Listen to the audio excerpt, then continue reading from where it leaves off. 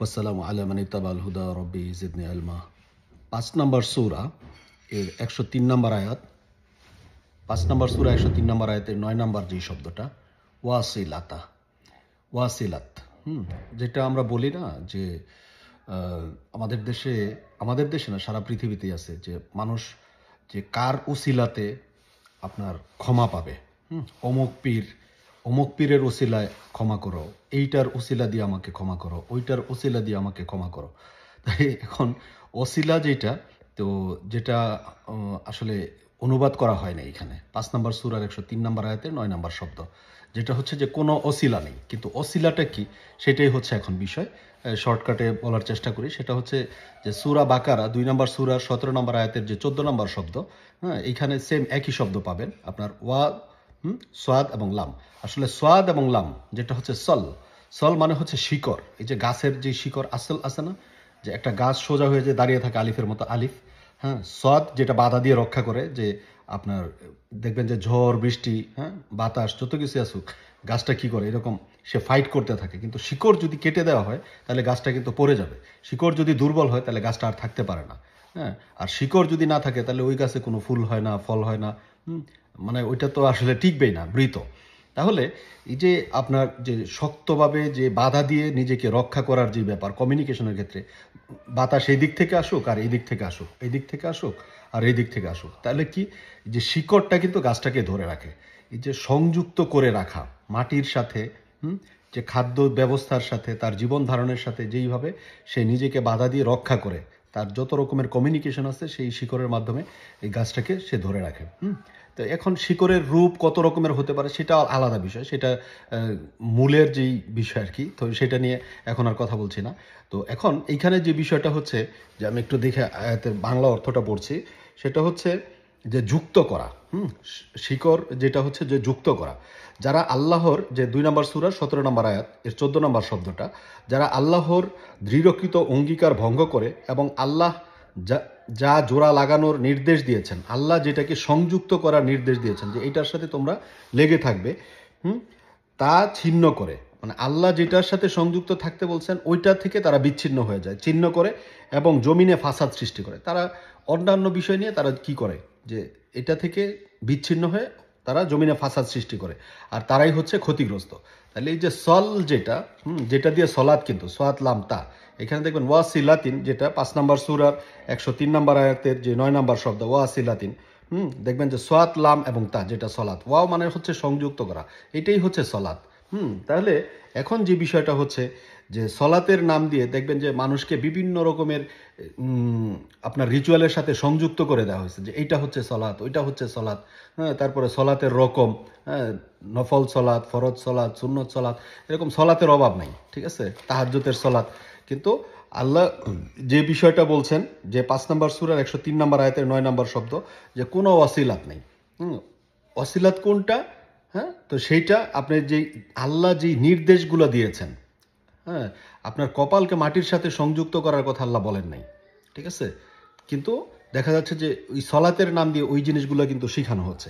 এখন এইখানে ৫ নম্বর সূরার ১০৩ নম্বর আয়াতের ৯ নম্বর যে শব্দটা এখানে অনুবাদ করা হয়নি, এখানে শুধু লিখে রাখছে ওয়াসিলাত। আবার সেম একই বিষয় পাবেন ১৩ নম্বর সূরার ২১ নম্বর আয়াতের যে ৮ নম্বর শব্দ, সূরা রাত ২১ নম্বর আয়াতের ৮ নম্বর শব্দ, ১৩ নম্বর সূরার ২১ নম্বর আয়াতের ৮ নম্বর শব্দ, যে আল্লাহ যে সম্পর্ক অক্ষুণ্ণ রাখার নির্দেশ দিয়েছেন, আত্মীয় স্বজন, মা বাবা, তো তাদের সাথে যে সম্পর্ক, এটা বিভিন্ন আয়াতে বলা আছে যে কার সাথে সম্পর্ক রাখতে হবে, কার সাথে সম্পর্ক ছিন্ন করতে হবে। তাহলে আল্লাহ যে সম্পর্ক অটুট রাখার নির্দেশ দিয়েছেন, যারা তা অটুট রাখে এবং তাদের রবকে ভয় করে, যেইটা আপনার সম্পর্ক আল্লাহ রাখতে বলছেন, মানে সংযুক্ত করে রাখতে বলছেন, হুকের মতো, গাছের শিকড়ের মতো, একটার সাথে একটা ওয়েল্ডিংয়ের মতো।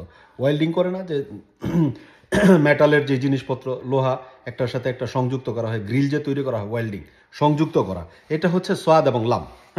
তা অটুট রাখে এবং তাদের রবকে ভয় করে। এটা কেন করে? তারা তাদের রবকে ভয় করে আর মন্দ হিসাবের আশঙ্কা করে। কারণ এটা যদি না করে তাহলে এই যে খারাপ কাজটা হয়ে গেল, আল্লাহ যেই সম্পর্ক রাখতে বলছেন সেটা থেকে যখন তারা বিচ্ছিন্ন হয়ে যাবে, ওই বিচ্ছিন্নটা হইতে পারবে না। কারণ কি? তারা আল্লাহ যে হিসাব নেবেন সেই মন্দ হিসাবের তারা ভয় করে। সেম একই বিষয় ওয়াও সাদ লাম যেটা 13 নম্বর সূরার যে সূরা রাদের 25 নম্বর আয়াতের 14 নম্বর শব্দ, এটা ধরেন 2 নম্বর সূরার 17 নম্বর আয়াতের 14 নম্বর শব্দ, একই বিষয়, একই রকম। যারা আল্লাহর দৃঢ়কৃত অঙ্গীকার ভঙ্গ করে এবং আল্লাহ যা জোড়া লাগানোর নির্দেশ দিয়েছেন, জোড়া মানে ওয়েল্ডিং করা, শক্তভাবে লেগে থাকা, এরকম যে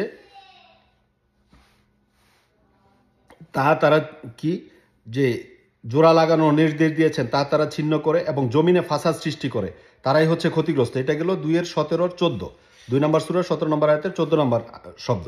আর সেম একই বিষয় যেটা হচ্ছে যে পরের যে বিষয়টা আসছে, যে যারা এই কাজটা করে, যারা আল্লাহ যা যেই সম্পর্ক জোড়া লাগানোর চেষ্টা, মানে যেই জোড়া লাগানোর জন্য আমাদেরকে নির্দেশ দিয়েছেন, সেটাকে যারা ছিন্ন করে, সম্পর্ক না রেখে যারা ছিন্ন করে, তাদের জন্য রয়েছে আখেরাতের মন্দ আবাস। তাহলে সওয়াদ যেটা হচ্ছে বাধা দিয়ে রক্ষা করা, আপনাকে চাইবেই যে সওয়াদ ওয়াল কোরআনি দি যিকরি, সওয়াদ ওয়াল কোরআনি দি যিকরি, সওয়াদ হচ্ছে কোরআন, যে বাধা দিয়ে আপনাকে রক্ষা করবে। এখন আপনি যদি কোরআনকে বাধা দিয়ে নিজেকে অন্য কিছু দিয়ে রক্ষা করতে চান, তাহলে কিন্তু ওইটা আপনাকে রক্ষা করতে পারবে না। এরকম কোনো ওসিলা নেই, এরকম যে এই কিতাবের উসিলায়, অমুক ইমামের উসিলায় অমুক ইমাম আমাকে মুক্ত করবে, এরকম কোনো ওসিলা নেই। পরের যেই শব্দটা হাম, যেটা হচ্ছে অভিভাবক, যাদের কাছে গিয়ে আমরা আশ্রয় চাই যে এই বাবার ওসিলায় আমার এটা হবে, এরকম কোনো কিন্তু আসলে ওসিলার ব্যাপার নাই। তাহলে যে 5 নম্বর সূরার 103 নম্বর আয়াতের 9 নম্বর শব্দ, যেটা হচ্ছে যে কোনো ওসিলা নেই, এর মানে আসলে হচ্ছে যে কোনো সংযুক্তি, যে সত্য যেই বিধিবিধান, সত্য যেই মেসেজ, সত্য যে আয়াত, সত্য যে ইনস্ট্রাকশন, এর সাথে অন্য কোনো রেওয়ায়েত, অন্য কোনো হাদিস, অন্য কোনো আপনার যে তাফসির, অন্য কোনো ব্যক্তি এখানে সংযুক্ত করার কোনো সুযোগ নেই।